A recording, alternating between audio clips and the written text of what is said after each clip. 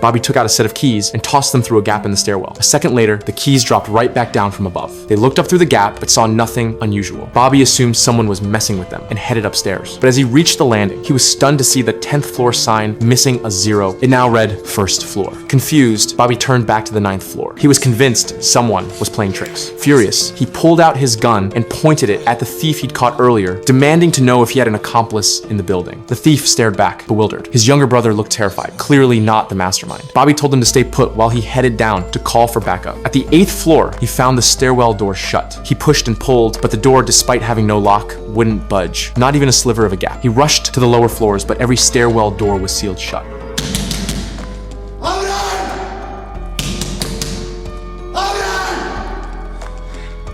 Panic set in. He sprinted to the first floor and kicked the door with all his strength, but it didn't move an inch. Bobby kept running down until he saw the same terrified brothers again. Only then did he realize he was back on the 9th floor. The brothers, pale-faced, looked up as Bobby ran past again. Moments later, he reappeared from the 8th floor below, back on the 9th. The bizarre loop made it clear they were trapped in the stairwell. To make matters worse, the thief Bobby shot earlier was now badly wounded and unable to get medical help. To save him, Bobby smashed a vending machine with a fire extinguisher, grabbed water to clean the wound, then used his suit jacket to stop the bleeding. It worked barely. Bobby checked the time. They had been trapped for 4.5 hours. He wiped the sweat from his brow and told the younger brother not to worry. Once the police noticed he was missing, they'd come looking. There was food and water in the vending machine. They just had to wait. But 20 hours passed and no rescue came. To Bobby's horror, the vending machine had restocked itself. The food and water they'd taken were magically replaced. With no medicine, the thief's condition worsened. He couldn't hold on. He died in his brother's arms. Devastated, the younger brother snapped. He shoved Bobby against the wall, grabbed the gun from Bobby's belt, and aimed ready for revenge. But instead of fear, Bobby just gave him a mysterious smile. Due to copyright restrictions, this is all the content I am able to show.